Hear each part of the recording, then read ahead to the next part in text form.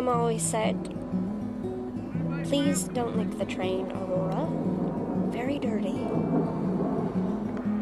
And when she kissed Stanley with a mouthful of blood, she thought, as a sidebar thought, that maybe world affairs being what they were, people should just cut the crap and start filling their gas tanks with blood. Or she'd stuff her mouth full of marbles and let them drip out one by one.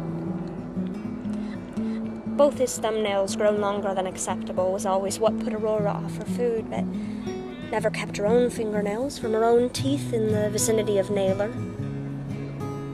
Naylor's girlfriend had a name Aurora could never remember, and the girlfriend had such a bad hunch to her shoulders. So she never got to know Naylor very well and couldn't summon up anything more than a lipped "oh" of surprise when she heard he and his girlfriend died in a car crash. After her first kiss, she walked in clouds across the same school dance floor her father had done a dance marathon over 20 years ago. Her father jabbered about as much ad nauseum. Or she'd hover over sandwiches like a dog playing beg.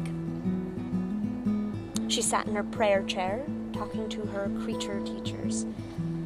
Her tears fell everywhere, all over her lap, or anyway those she couldn't catch in her mouth for the fine taste of salt.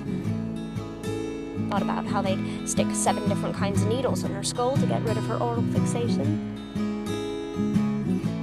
"Spit through the gate and a ghost will come over the hill with 2 lanterns to see who you are," he said to her. "Note to self to do such and such," she thinks before thinking. Note to self to brush teeth.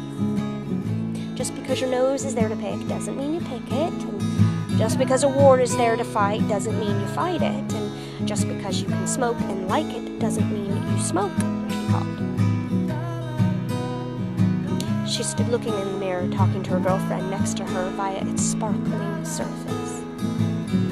She was the woman who always brought her blanket to a bus stop and nervously gnawed a hank of its fabric.